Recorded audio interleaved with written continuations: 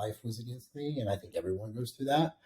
And I think the wise people eventually turn on a light bulb and say, the same energy to think negatively, the same energy to focus on being a loser, the same energy to hang around those dirtbag friends, the same energy to having that bad relationship, the same, you start rolling that in your head. You're like, it's literally the same energy I can spend to go find new friends, be around people who want me to win.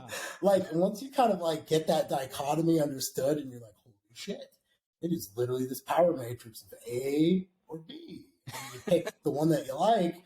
Life's a very changing animal, man.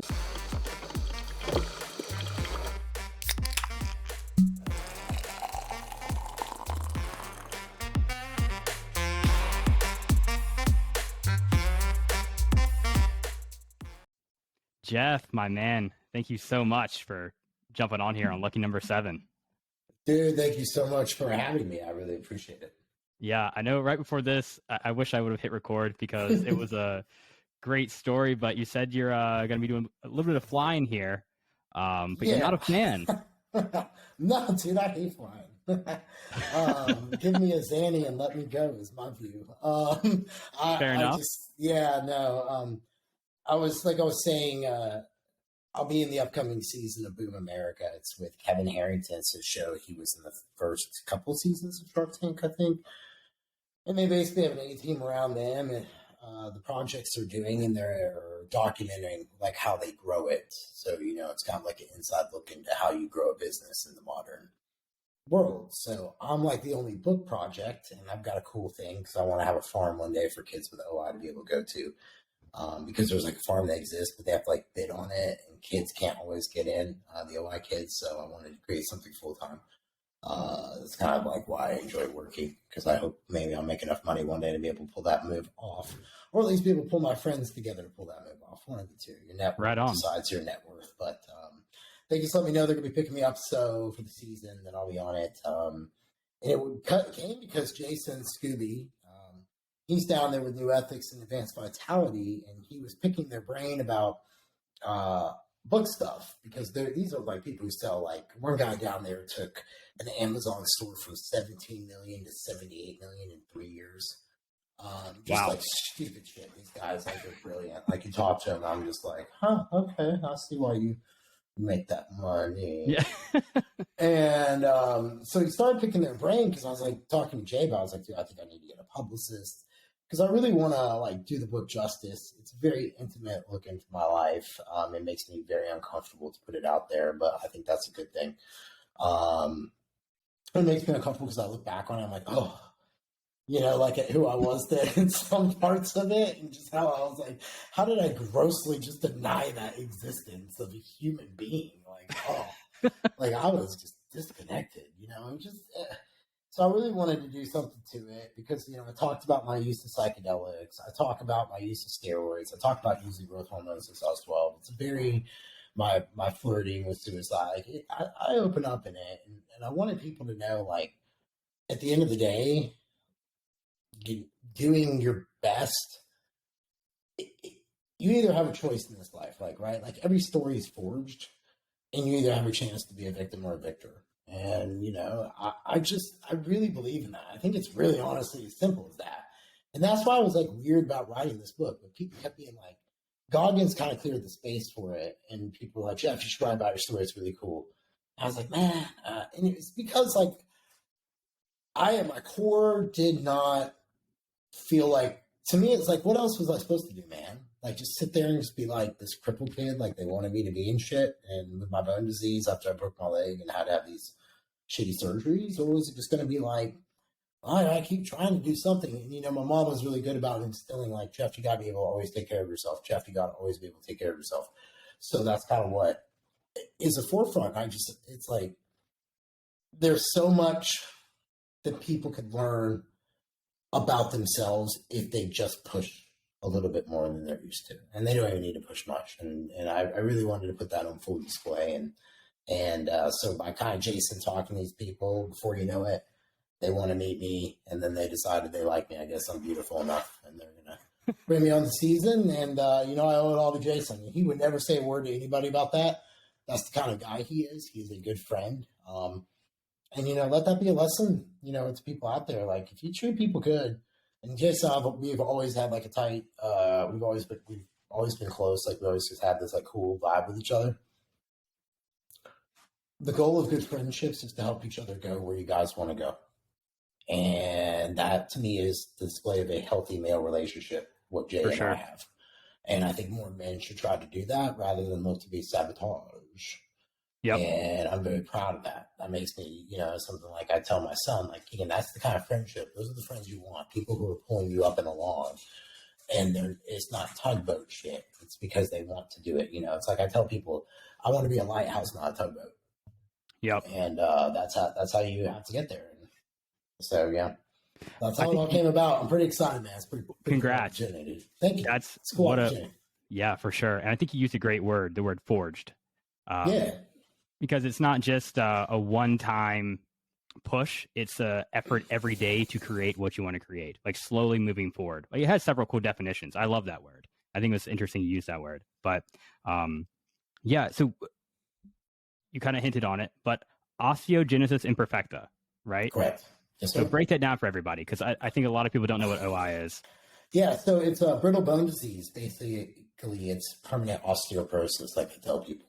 And whenever I break something somewhere, I'm more prone to breaking it over and over and over. Like, the bone comes back weaker and weaker, where if you, Chris, broke your arm, it would heal back stronger in that spot. For me, it heals back weaker. Usually, like, something like pneumonia kills us because our lungs are made of collagen, and we usually end up drowning from the phlegm and stuff. So, like COVID and the flu is a high risk for us. But you have the range of it's very interesting. You have some people like me, it's a hidden disability. You wouldn't know I had it if you saw me. In fact, you would be like, that guy's jacked. You would not assume I have a brittle bone disease, because I get that all the time. People are like, oh, you bench? And it's funny because my kids are like, I just have no clue. And I'm like, yeah, no, people don't know. Like, it's fine. I don't care.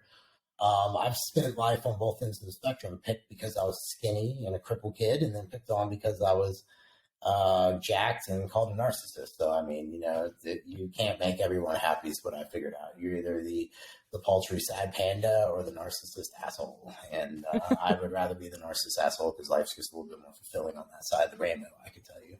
Because I spent time on the sad panda one. But I was trying to think where I want to go with that. I just don't think a lot of people know what that is, and it's cool you're bringing light to it.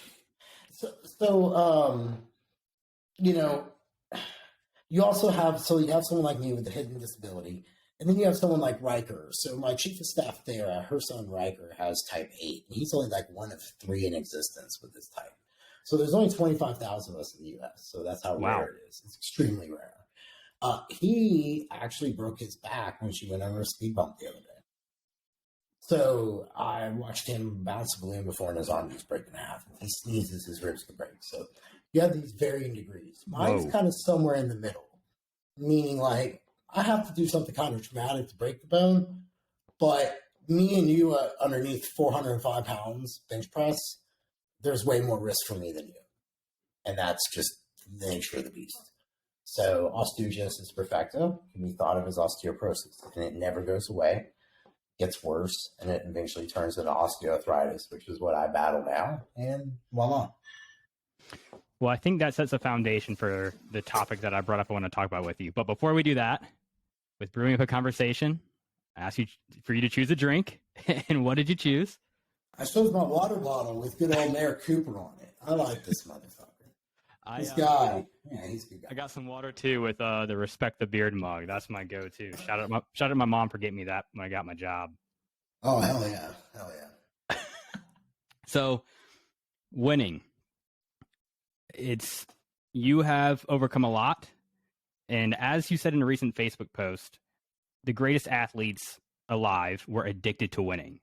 And there's 2 aspects of that: the art of winning, and then the habit of winning. So break that down. Like, what is the art of winning? What does that look like? So to me, the art of winning it's idealistic, right? Like it's this nobility in winning, because I think there is nobility in winning, and then you have the actual execution of winning, which is down in the dirt, dirty, and they're very conflicting. Like winning is the most conflicting thing I've ever partook in, because example, when I was telling my kid about me getting on that show, he was just blown away, and I was just like, "Yeah, man, that's cool, good opportunity." Like, and it's because, like, at a young age, when I was in, to put this in perspective, I had a surgery where I had to keep my leg broken, and it stretched my bone continuously. It was a Lizard machine. It's like the halo device that people have on their neck. So I had, it was like 14 or 15 spokes going through my leg. Jesus. And I had to keep these knobs turned every 6 hours, which kept my leg in a continually broken state. So I had a fractured bone for 12 weeks. Well, at the 8-week mark, they accidentally broke my leg by not listening to me when I kept telling them that they were hurting me and applying pressures. They were twisting to do these radical turns. So anyway, that was pretty traumatic. That fucked me up. Jeez. But I go through this surgery, and my very first step, my leg breaks. And it broke right exactly where they had fused the bone together, where they had to keep the fracture. So it required a plate.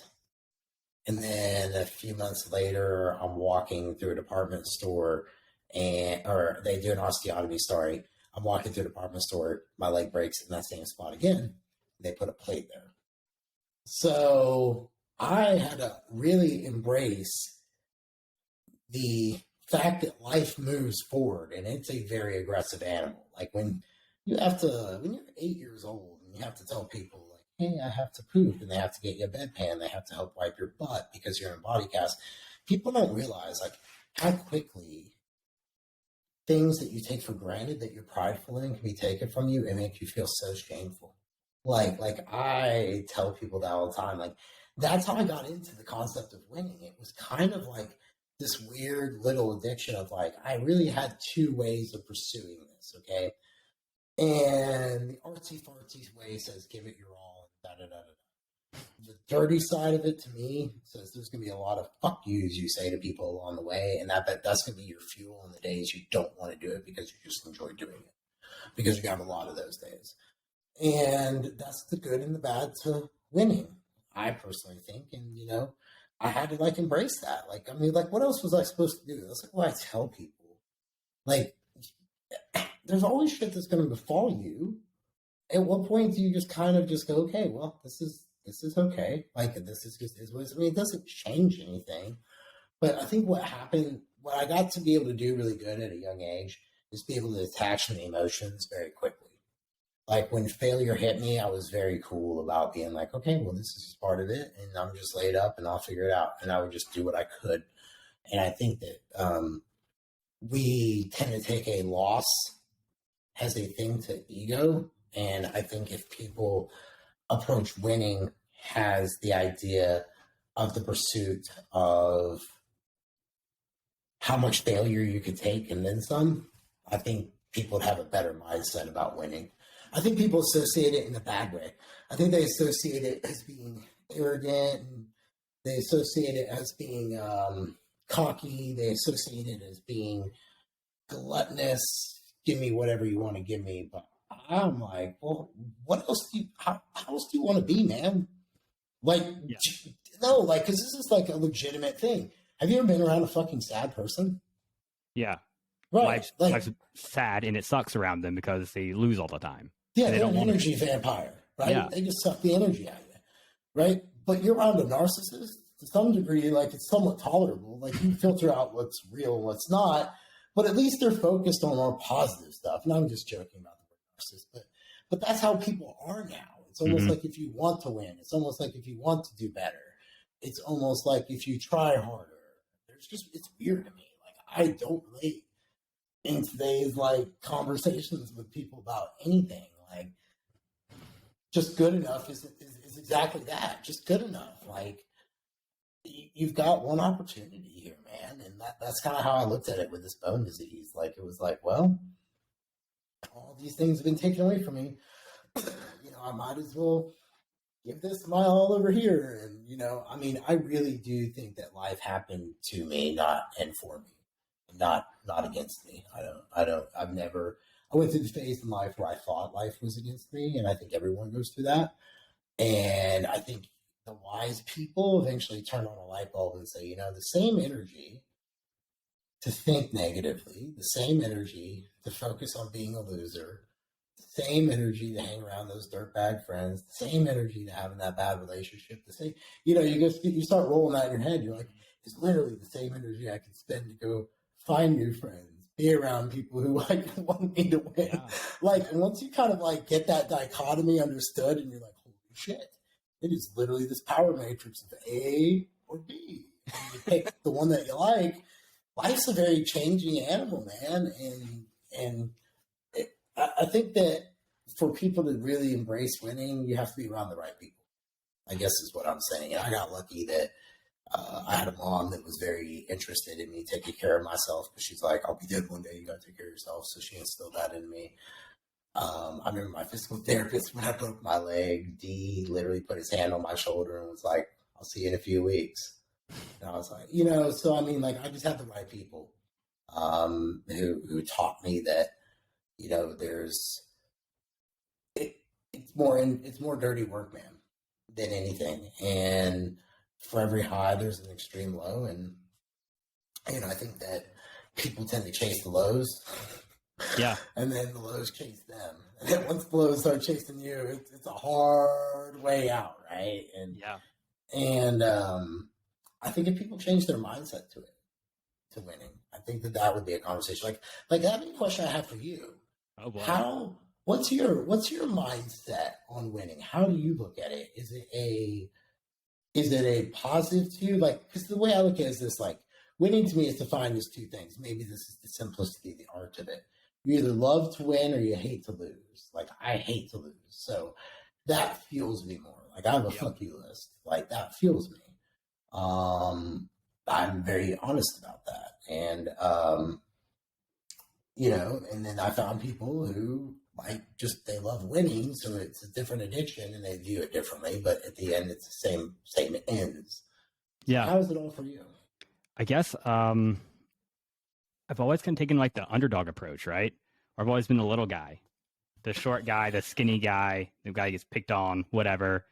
And, I've been athletic. I'll give myself some credit, but I'm not a D1 athlete by any means. I never played sports in high school. In fact, I just played computer games the whole time. But I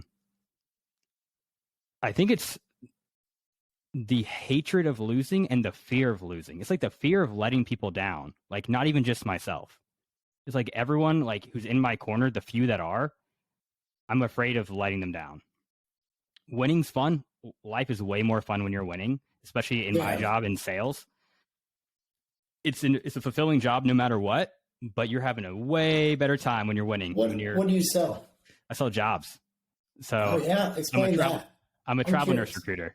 So this has been such an interesting thing too. We actually have an office in Nashville, and funny enough, I was just talking to one of the guys out of there, and hopefully I'm going to fly out there soon and bring them and train over at the Iron House gym sometime there.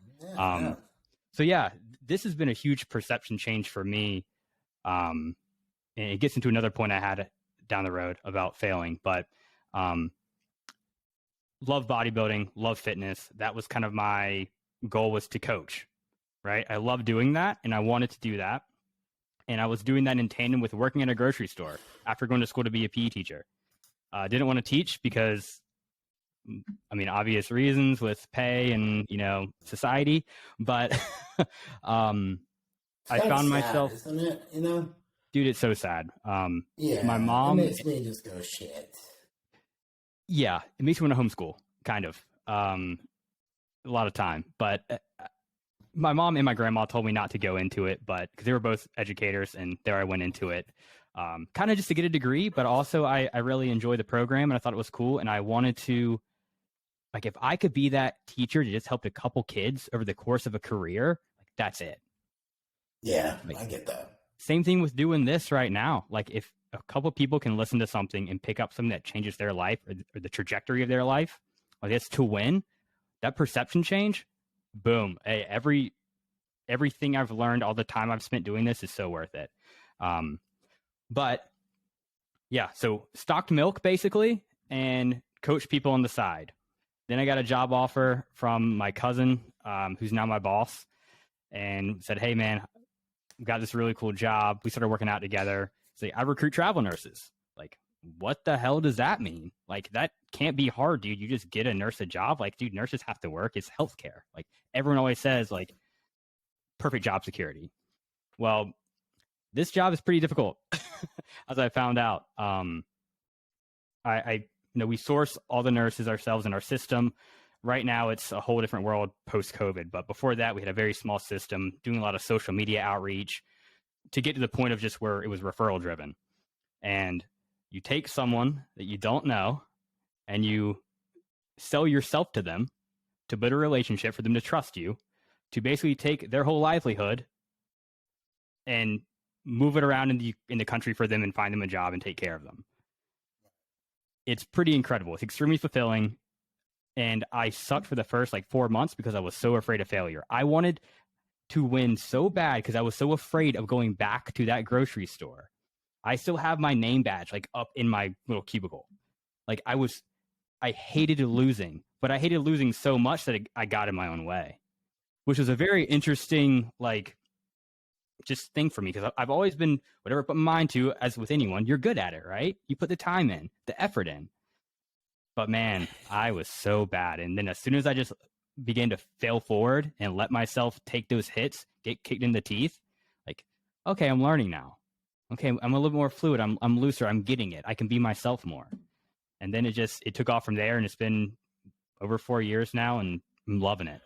I'm going to bring something. Let's go down this road about this. So winning exhausted me, and what I mean by that was what I went through over a 6-year period was over 10 surgeries to walk again, and they weren't pretty.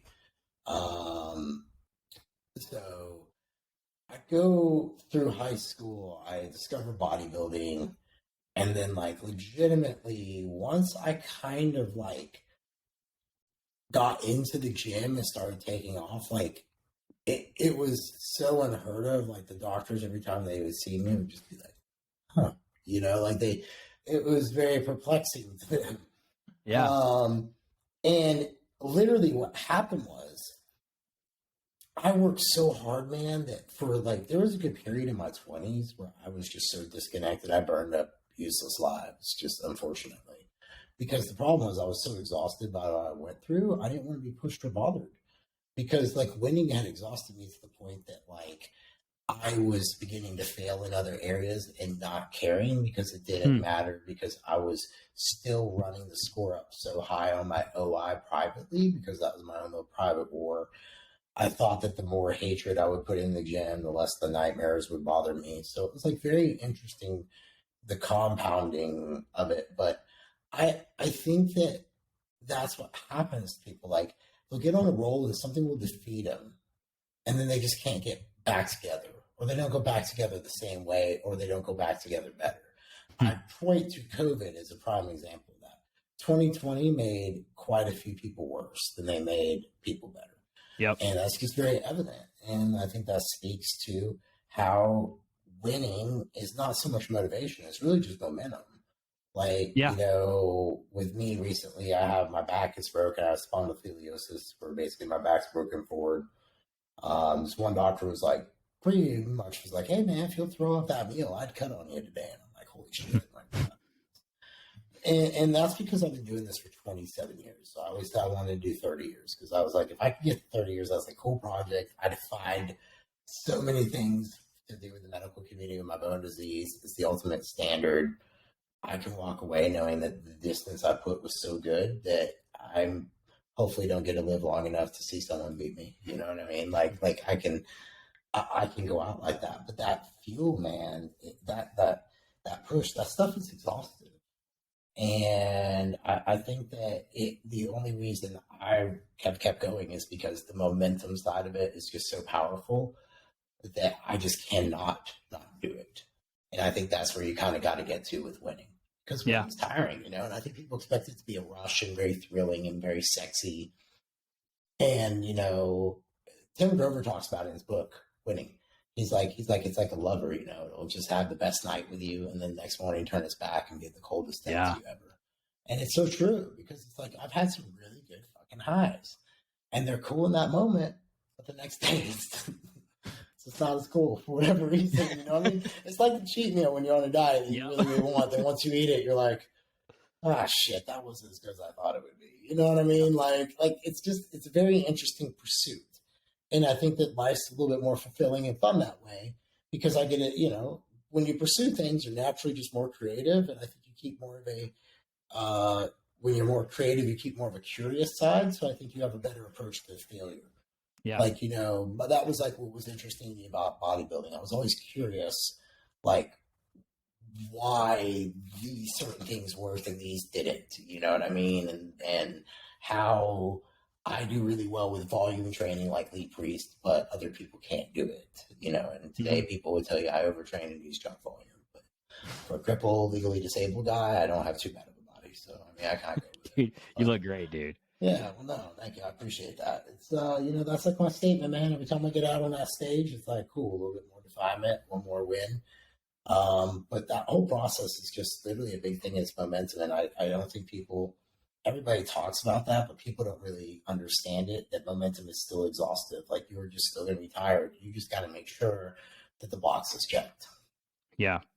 I think bodybuilding is like the perfect example of life. Like, just fitness as a foundation in general. Like, you can relate everything to it. Once it popped in my head after I tried, after I swallowed a bunch of pills and woke up throwing up, I was like, all right. So like literally a week later, I went to some heavy counseling, get on the other side of it, have my little mental breakdown there. And because what it was, I just wanted everything to go quiet. That was it. I just had too much talk in my head. I wasn't sleeping. Nightmares been going on for over a decade, so it was just a bad spot for me. But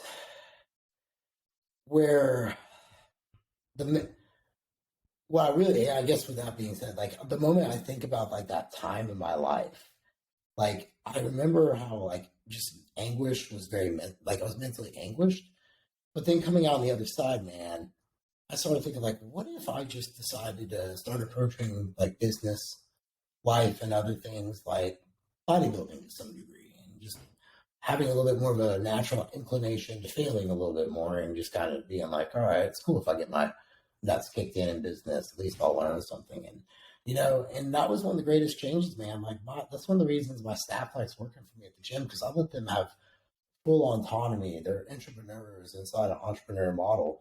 And I like people to have that autonomy. That's a core value. I think that enables people to feel fulfilled. But that's how you get the best out of people and yourself is, when you approach things from a curious side, I think it's just more fulfilling. And you know what? Here's the deal. You could lose it all tomorrow. Like nothing's guaranteed, right? You still got to figure out what to do the next day. You're just going to go back and build it, man. And that's why I try to tell people. So like winning's not as risky as people make it out to be. I don't think. And especially if you make it a habit, like you said in the post too, right? Because you're a chronic winner. Right. But think about this. So you've talked to old people before. Like I tell people this, like, being a coach, especially in-person training, I got people, dudes and women in their 60s, some in their 70s. Do you know what they have? Regrets. Mm-hmm. Do you know what I mean? Like they have regrets. And they're all, every fucking one of them. I wish I had done this. I wish I had done that. And it had really stuck with me. Like it started really sticking with me the more I trained people, especially as I started building as a brand. I got exposed to better clientele. So I started getting a hold of CEOs. I was able, I was trying to coach the CEOs, so I got to understand how they were thinking, picking up the books they were reading, sales guys, HR people. Like I got to really think about things dynamically. And I don't think if I changed my lens to being more open to what failure really was going to be to win, then I don't think I would have made the leaps of growth I've been able to make in companies and so forth. Yeah. I mean, you've built Iron House itself has gotten big. I mean, I've been following for a while, and it's awesome seeing that grow. Yeah, we're at 1,000 members. 8,000 square feet. It's really well known for the culture and the family vibe, man. Like, and that's created by the members. So I rule that gym, and the idea of the members pay me money to figure out what to do with the gym. And that's exactly how I run it. And a lot of people like the way the equipment is. And I believe that there's a bunch of people who want really good equipment, will pay a premium for it to be around people who really want to train and be a little bit more of a serious environment, but still be open and friendly where anyone is welcome, provided you just want to train hard. And that's kind of like the rules of the culture. And that's why it grows so well. I think, often in our industry, in the fitness industry, people are labeled lazy, people are labeled losers. My client, just if they would listen and not be a fat ass on the weekends. Here's the deal. Majority of clients, they want to really win and they really want to do good. Your job as a coach is to help them believe in themselves. It's not the science of what the diet's doing. Sure, that matters. But if they don't like you, if they don't believe in you, and they don't, most importantly, believe in themselves and the fact that they could do it, then they can't. So you have to help them win. But people don't want to lose. So when you talk to them like they're children, they think you're ignorant. And they know that you're talking to them like a dumbass. And that's the one thing that fires me up about this industry sometimes. I'll see these posts, people calling out, coach, like, this is my check-in. I'm like, I get it. You have a really nice, beautiful check-in process. I do. And people who don't follow the plan, fuck your day up too. I get it. But you know what? These people want to win. So just talk to them about it. Like, what's going on? A lot that goes further. How can I help you goes a lot further than like how you can help me. And I think that that's a key component to winning. I think if you look at things like from that angle, good things come back. Karma does good shit. Yeah. Just like you said too, like with Jason, right? You've got a good group of guys that keep pushing yourselves forward. There's no crabs around you to pull you back down. And which is, I think, another huge issue. And another reason people are... Your circle of five, man. All the business books talk about it. All the visionary leadership books talk about it. The Silicon Valley books talk about it. Your circle of five, the five closest people to you, if I showed you them, I'd show you. And that is a true concept, man. Like every year I go over my circle of five, it has changed a lot these last few years. And my life has gotten better. And there are people who would hear that who would be uncomfortable knowing that. But that's me being honest. Like my life's gotten better. And I think that's a hard thing to do though. Because you got to continually be asking yourself where you want to go. And that's intrinsically feel selfish, but it's the right thing to do because you've only got one life to live. There's nothing wrong with living your narrative hero story with other people in your supporting cast helping you along with your story, provided you're helping other people too. Because it's ultimately your story you have to live. That's awesome. And people confuse that up. I think they feel guilty over that. I'm like, no. You should never feel guilty over pursuing your own thing as long as you're willing to help other people. You know what I mean? If you're willing to help other people, the universe will give you. I believe that. I think that is part of what Iron House has shown. Just because people, like a third of our growth every month is referrals. So that's awesome. That's based on what it is. So yeah. Now, for people that are trying to overcome that hump, that is, whether it's getting past the fear of failure or whatever it may be, or trying to stack up wins to get the confidence to keep pursuing, what are just like daily applications of things that you can do to just kind of get your mind right and get that perspective shift? I know a while back I've been following you for a long time. Like affirmation journal. I know you had made a few posts about that. Like, is that something you still do? Is that something you still find a lot of value in? Oh, I wasn't so much doing the affirmation journals. I was reading this on my story. I was posting a daily affirmation, which was more of a meditative thought. And then my journaling was more about what came to my mind. Gotcha. And things like that. Because I think that is, so here's the deal. Your mind is and this is coming from writing a book. And I realized this writing a book. Your mind is literally a landscape of words. And until you write them out, they'll betray you. Because when they come out on paper, they're actually like exist. Damn. So you have to think about it. So it sorts it. You know what I mean? Yeah. And then you're like, I see now once it comes out like that. So I think that's an honest one. Have honest conversations with yourself. The other thing is this. I'll be harsh and tell you, if you're around a bunch of people who tell you you aren't the problem, they're lying to you. You're the fucking problem. You need to get new people around you that will tell you you're the problem. You always don't want to be a big, small fish or a big fish in a small pond. That's not always good. you know, and I think it's important to have diversity close to you. Like I have one of my friends, he's extremely liberal. I am not.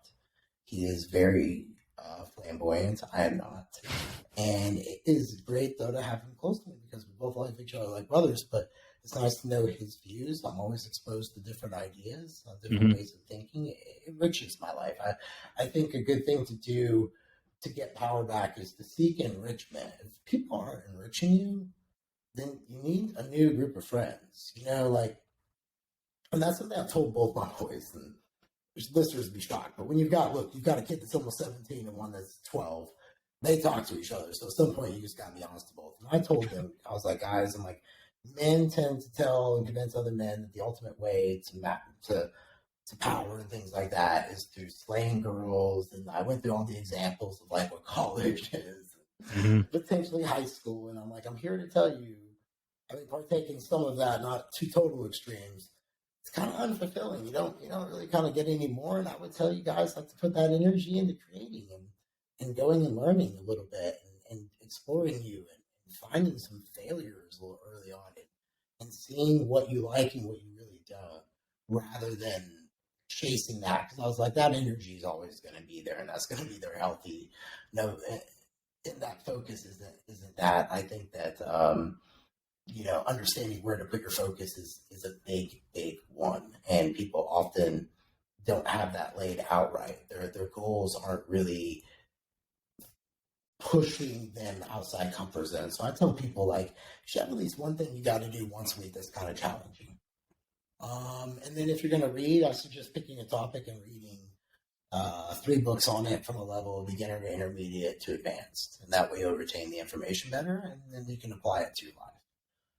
And then, you know, man, probably the last little tidbit I'd have would be counseling.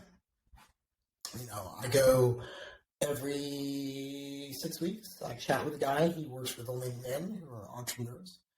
So it's very niche. So it's cool because I'm in there. I get a bitch about things he's familiar with. You know. And I think it's really good for having someone who has no objective in your life whatsoever other than to talk these abstract things out with. I think it serves you well. I think it helps you understand what's really valid and what's not, because that's the time that I will express the things I've been chewing on that I can't sort. And I've learned that rumination is the worst poison. And I think most humans spend too much time in there, which is why you see so much apologetic to shit, where people should just be spending more time being who they really are and not apologizing as much. And I think that if you go to counseling, you can have those conversations with someone, provided they can sit comfortably through them, and really get that darkness out and really sort some of those things that are chipping at you, bothering you, that make you uncomfortable, that you want to expunge yourself of, because that energy, the faster you can get rid of it, I think the faster you can grow. And I think that that is a vital piece that most people don't talk about. You have to be able to escape your own maze that is your mind in order to be able to grow. Love it. So you said you turn on these CEOs and everybody that has regrets. What have been some of the most common regrets that you came across? A lot were like chances they didn't take, you know, like one couple on love I've heard over time, you know, that's usually I think a big one. You know, people who aren't necessarily sad they got their husband or wife they had now, but like, you know, sometimes I just wonder about that one love, you know, you're that. But a lot of people are like missed opportunities. Like job stuff that they don't think they were qualified for. One person had an opportunity to go try out for this band that later became kind of like a semi-big band, and he just didn't think he was good enough to do it, and he probably would have gotten it. Like, as the guitarist, like in the hindsight, because he talked to the guys later, and they were shocked that he didn't try out for it. Like, it was just, like, you know what I mean? Just like odds and stuff like that. Like, example, my brother-in-law's one. He, you know, bought into AOL in 1995 and then sold it all at one point at its height, made millions. And, you know, you kind of get to have like the feedback from those people. And when you have conversations with people who like get luck given to them like that, you can't help but appreciate it. Yeah. I guess that fear of failure, I mean, that's everyone's mind, right? Stopping them from taking those opportunities. I mean, I'm Yeah. sure there's some other things, but I mean, we hold ourselves back so much, like you're saying. Opportunities there, so is luck, right? Like that was the thing. Like my brother-in-law, he had opportunity and he had luck, like and that matters a little bit. But here's the deal: I'll be honest with you, I had a lot of bad luck as a kid, but if you keep working at it, it's almost like it kind of changes. And either that or your lens to what Lady Luck is changes. One of the two, but something happens, and I think you get a little bit healthier with it. I think that it creates temperance.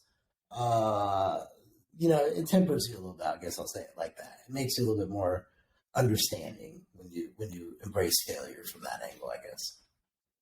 Now, Tim Grover, you mentioned him before too. I actually have his book, Winning. I need to read it, but I know you post a lot of his like tweets and stuff as well. Mm-hmm. Was he kind of one of your inspirations for writing or business or? No, I think he was the first one that I read that book and I was like, okay, so this darkness in me that I felt isn't so wrong. Like I had a fuck you list. I had a dark side. It was women in my 20s. That was why I just chose to just numb myself with. I wasn't into drinking. I was loving bodybuilding. So it was just, I didn't take relationships seriously. And that was, there were just parts to it that really stood out to me. I was like, okay, I relate to this background of these laws, and like I relate to what a cleaner is because, like I said, once you had to learn to like, once that leg broke, I was like, well, shit, what do I got to do? I guess I'm going to have to, and then it broke again a few months later in the department store, so it's like, once you kind of have to work past the fear of like that every step could end in a fracture, like you kind of get that flirting with that edge with yourself. That book was so dark and so edgy, it just finally made me relate to someone. So it's not necessarily the writing, it's the concept that really stood out to me because they were things that I had felt that past partners, friends had told me. Well, my mom never did. My mom thinks like I do, that she taught it to me, but would tell me it was wrong. It was wrong to have hatred towards the things I did or or to be edgy or and I didn't believe that to be true. So there you go. So you found bodybuilding in high school? Correct. Yeah, I was bullied my freshman year by a kid. Not bullied. I like to say it was more harassment. Bullying is, I think, overused. It was just kids talking shit, but they called me cripple. They broke in my locker once and wrote cripple in short on my glasses. So when I put them on, I read cripple in short. One day called me cripple, went up to the math board. I just jumped up on my desk and started hitting him. So I got suspended, and my mom had to go to Kroger's, and I was walking down the magazine aisle and saw Flex magazine and was like, holy shit. Who was on the cover? Look like that. I think it was Sean Ray. If I could, and then, flip through. When I flipped through the magazine, Lee Priest stood out to me. For sure. Lee Priest was the one that I was like, if I could look like Lee Priest, I would be happy. And that's how I found bodybuilding. It was towards the end of my freshman year. I was 95 pounds going out of the end of my freshman year, and I came back like at 115 at the beginning of my sophomore year. Dude, I was in the same boat. I think I was actually less than that. I could barely bench like 55. No, I was strong on the bench. I wasn't too bad there, but that was from using all my crunches for so long. Yeah, so it was inverted. You had stronger legs. I had stronger upper body. It was how it was in high school. We just need to fuse together, be the strong guy. But yeah, that's cool. I found that then too, and it was like the gateway, right, to where you have something that you can always work on, and you carry it around with you everywhere you go, and nothing can take it away from you unless something way out of your control does, right? But the work you put in is going to be what you carry around with you, and there's something so beautiful about that. And I remember, like, I did not do well in high school mainly because I didn't think it was worthwhile. Honestly, that sounds terrible, but it is what it is. My dad's like, dude, if you just put this effort that you're putting into this, because my dad, he was like qualified for Mr. Universe back in the day. Him and my mom ran a big gym down here. He was a elite level powerlifter back in the day, like it. And growing up, I just didn't really think about it because unfortunately our gym burned down in 91 and that was a few years before I was born and just a lot of life happened. Right. But he's like, if you put this energy and all this stuff I'm helping you with right now into anything else you do, like you will be one of the best in the world at it. If you just keep at it, like that's it. Like all the energy we put in the bodybuilding and all that channeling, all that emotion, like it teaches you so much. And as soon as you shift that, like you said, to business or to anything else you want to, you will start winning. Fitness is a foundation. Right. Once I realized, I was like, holy shit. And, it's interesting in business, you get people who like don't like you if you think that relentless way that Grover talks about, that darkness, but they'll be the first person to take that meal from you. So business is a very interesting dichotomy when it comes to winning. I've learned not to feel bad about any ground I get in business at all because they take it from me if they could. Yeah. And, but when you kind of like, the habit of failure applies so much in business that I can't even tell you. Like in bodybuilding, like I literally think that's what I tell my youngest son because he does me. And I'm like, hey, dude, like if you just pick up some of these habits I'm trying to talk to you about, like continually, like I promise you, when you're like 40, I'll be dead. And you'll be like, I hope not. But you'll be like, Dad, that really paid off. Like I see where it did. Because I told him, I'm like, Keegan, it's the timing of the meals, the way you have to consider the workouts, all these things that go in.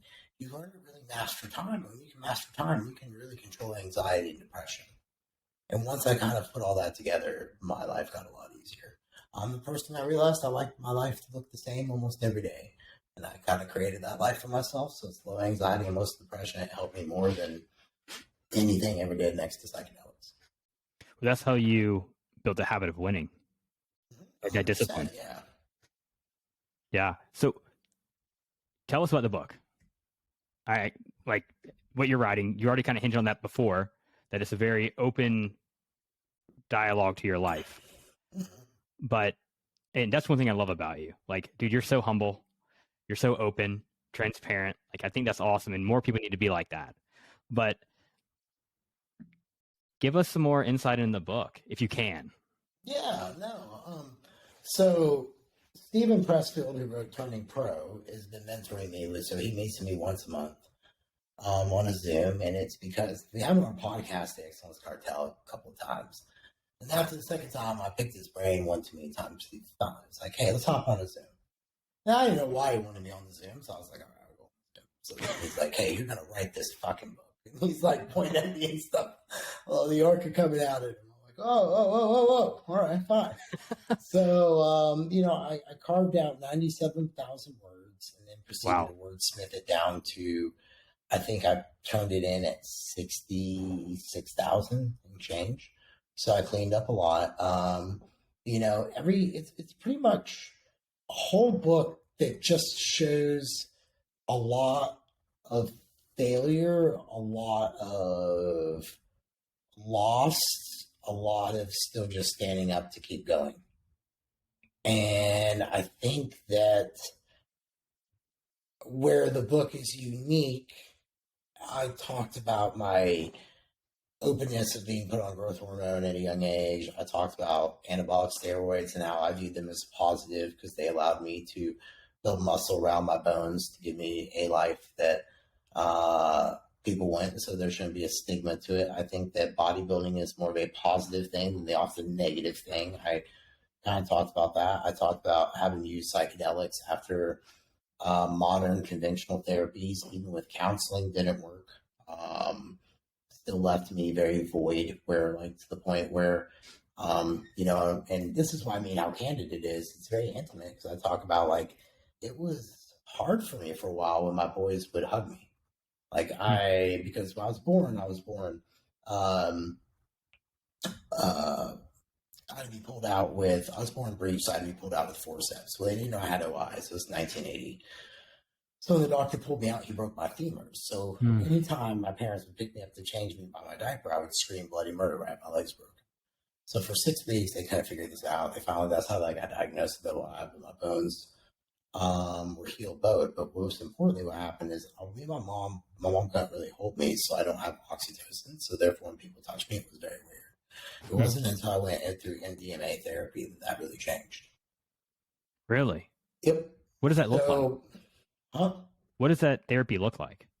Yeah. So like you're just, I had like a pillow, like you're just laying there and like you take it and someone's just like kind of like you're just walking and guiding through it and just you're able to feel yourself. Like, does that make sense? Like your senses come back.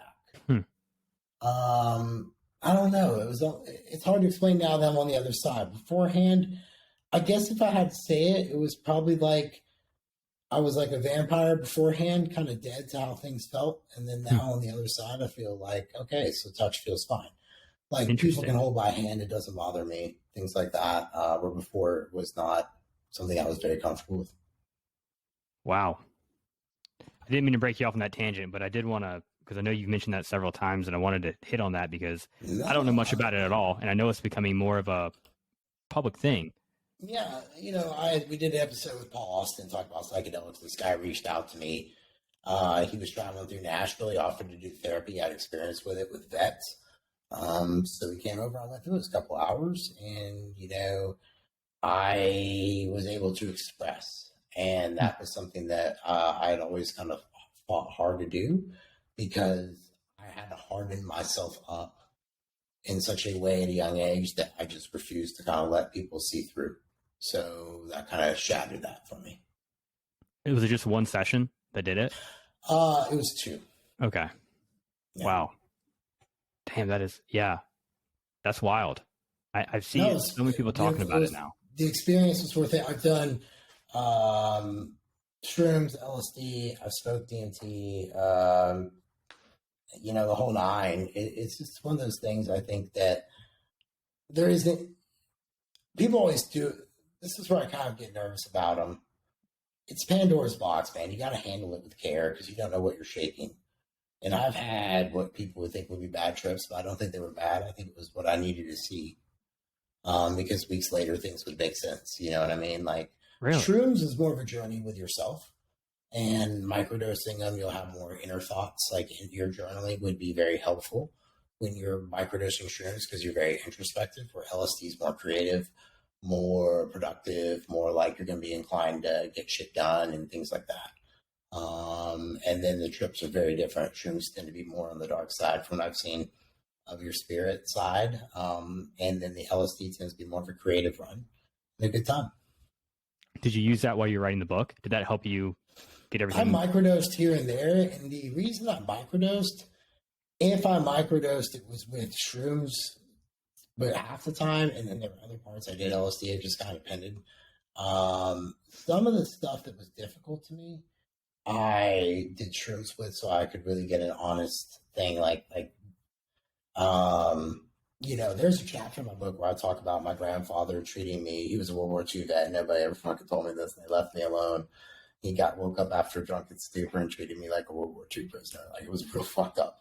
Whoa. And I wrote Whoa. about that, and I wasn't able to that helped me get that out because it was very repressed, and it was it was there, and it bothered me enough. I wanted to write about it because he was my first person. I was like, "Fuck you."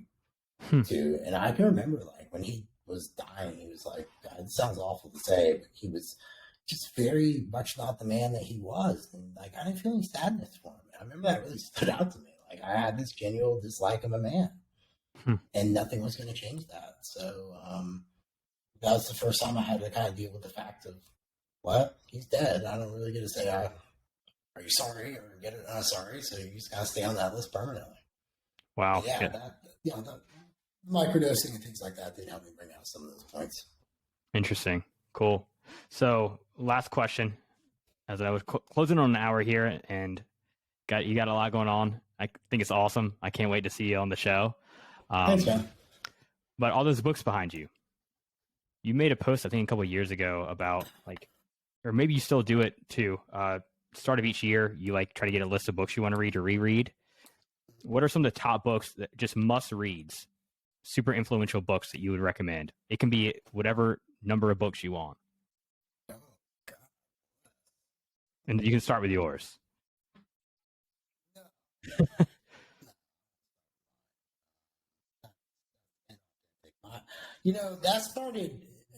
It started literally because people wanted me to, in all honesty, and I kind of tend to be peer pressured into shit at times, I guess.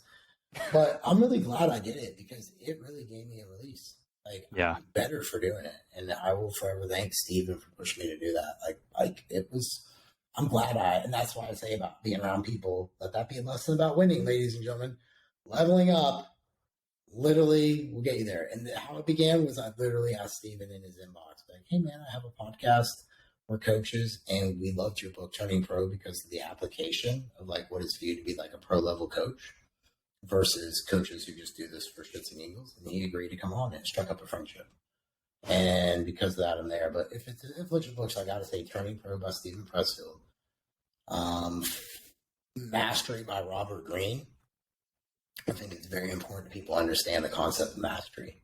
I don't think people really grasp what mastery is and the pursuit of it. I think that book sorts it out. What is it? What? Mastery. In your eyes, what's mastery? You'll never attain it, but it's a really cool idea about the pursuit of excellence and like what it means to like grind it out and how you got to be being committed and how you're always looking for better mentors and how you're always trying to really evolve deep in it. I don't think you could ever achieve it. He That's does a really bodybuilding. good job explaining. Exactly. And I think that's the problem you have with writing a book because when all this done, I'm like, shit, I can go back and do this and that. It'll never be perfect, you know? So I think you have the same problem. 48 Laws of Power by Robert Greene is very good as well. I think that he does a very good job of explaining how the real world operates, like how people, it's very Machiavellian. It's a whole concept about the prince. So that's super cool. I really enjoyed Rebel Yell by S.C. Gwynn. It's all about General Stonewall Jackson. That was a very unique book that stood out to me. You know, man, there's so many good reads. Like, shit. We'll turn for a second. Give me one second. Go for it. The Great Gatsby. Okay. The Old Man in the Sea by Ernest Hemingway. You can't go wrong with Ernest Hemingway. What was the one? There was one up there. Last one I'm going to give you. A book that really changed my concept of like how I viewed life. It was in 2008 and it was given to me by the guy who got me into the industry. Developing the Leader Within You by John Maxwell. Just the concept of what leadership really is really changed. When I worked for Homeland Security, that's why I didn't like it, man. It was very much military-ish where I'm like, fuck you listen to me because I have a better position than you. And the person was a fucking idiot. You didn't want to listen to him. And in the private sector, you don't got to put up with that shit. But I would intrinsically like take care of my team. Like I remember I had a boss who was always trying to catch me because he knew I was giving my people extra break times. But my deal was like, as long as y'all covered the shit, I didn't care. You know what I mean? Yeah. Police yourselves. I led that way. And they loved me. So he hated it because they'd sign up to come in on the days on overtime to work with me and they'd only want to work with me. He like really just hated me. He was always trying to get me in trouble. But like I intrinsically knew at 24 years old to take care of people. Yeah. You know what I mean? Like first thing I did was, what do y'all need from me? They're like, well, we need longer break times. Okay, why do you need that? Well, we're here and we got to go longer. I was like, okay, this makes sense. It's the airport. They're expanding it. I get it. Okay, cool. So we'll go instead of 15 minutes, we'll do 25. And you guys just got to start the breaks a little bit earlier. And then each shift, because you had 5 days on, 2 off. So I had 5 people on my team. So every day they had different break slots. So that way everyone got stuck with the one crappy early break and one crappy late break. You know what I mean? Yeah. At one point of the week. And they worked among themselves. It was fine as could be. Never had a gripe. People would come back early. Do you know what I mean? Like, it was really the opposite. I never had any beef. So it was the book that really opened up, that made me go, aha. So being nice to people and listening to people and hearing what they want and need and how I can best help them actually helps me more too. Okay, because I'm more fulfilled because it's more fulfilling when you know more from someone, right? Okay. Yeah. So it's really good concepts for me to pick up. It's like you do right now, right? You keep everyone very autonomous under you. Like you said, I mean, people love that. It's trust too, and the respect. Well, I talked to my youngest son. We were talking about Caesar because he's doing Rome. And I said, I look at Caesar very differently in the example of his death. Caesar was confident enough and trustworthy enough to display full leadership, by entering a room with 100 people who wanted to kill him and trusting him enough that his back turned that they wouldn't do it. Unfortunately, it betrayed him. But to me, that is the ultimate idea of leadership. Leadership is me looking at you and saying, okay, man, I need you to do what you need to do, or whoever you are, go do it, and turning my back to you. Your actions decide what you do with that knife, in theory. Yeah. Ultimate display of leadership, like I told Keek. My thought. That's good. All right, one last question that's kind of selfish to me. But you Sure. said you want your days to be very much the same thing. You like that. What does your day look like? What's a day in Jeff Black's life? I get up at usually by 3:24 a.m. Ooh. Hey, all right, Yep. So I've always been like this. Been like this since back when I worked for Homeland Security when I was 22. My shifts I used to have to be up at 2 a.m. So I mean I've just always kind of been like that. Jeez. I get up 3:24. So I'm in my garage doing my cardio from 4 to 4:50. I stretch for 10 minutes. I shower, put a podcast on. I'm reading while I'm doing my cardio. Whether we come at bike or walking on the treadmill, I will stand for my walking on the treadmill. I train clients 6 to 8:30. I work out 8:30 to 10:30. I do all my online work 11 to 2. I take a lunch break from 2 to 3, and then I go back to the gym work 3:30 to 5. Full-time dad at night. I go to bed around 7:30. We do it on the weekend. I only work. I work usually. I have the podcast I do in the afternoon Tuesday, so I'm off Tuesday afternoon from the gym. I'm off Friday afternoons from the gym, and I'm off Saturday and Sunday. I usually get up on the weekends by 5 because I just don't like laying in bed too long. But that's literally my life day in, day out. So it's been nice because when Boom America hit me and I needed to suddenly readjust my schedule and do these things, it didn't throw me off because I knew, like, okay, so I just need to go this and this. And it's just a lot easier if I knew what my days look like. And I think that that's helpful, making sure your days don't start in fire and end in fire. Discipline equals freedom, right? Yeah, I mean, and I'll be honest with you, I don't even know if it equals freedom. I think it equals, in my case, relaxation. You know what I mean? So maybe to some people that's freedom, but to me, it's more like, I'm just more like relaxed because I'm like, okay, I know, like when I went down to Tampa, I stayed with my friend Matt Crispin, who's an amazing bodywork massage therapist down there in the Tampa area. And I was like, okay, he showed me where his treadmill was, dude. I was literally up in the morning. I was on my treadmill doing my walk. Like, you know what I mean? Just like, yeah. I just plug and play down there. So, I mean, I think that people just replicate and just whatever's smooth and easy for you. Like, you decide your day. Like, too many people try to listen to other people and then be like, oh my God, I feel like I should be doing this, or I feel like I should be doing that. And I'm like, just do what you want to do. Like I said, write your own story. Like, just write your own story. Spend your efforts there. I love it. Well, dude, thank you so much. Where can people find you and connect with you? Well, actually, you know what? I'm not as much trouble as I used to be on Instagram. So I can be found at Jeff Unbreakable Black. They actually let me get blue check mark verification. I saw that. I was pretty stunned. Congrats. The verified. Thank you. And then you can find me on YouTube. Me and my team do videos, Relentless Forever.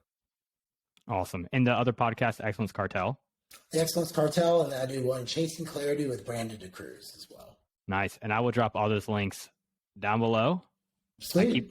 I don't even know where the camera is. It's so over here. I don't know where my hand's going, but we'll learn that. Well, dude, thank you so much, man. It's been a pleasure chatting with you. Thanks for having me on. I really appreciate it. Thank you for being considerate that I want to chat with me. I appreciate it. Yeah, we'll do it again soon, man. Have a good one. You too, dude.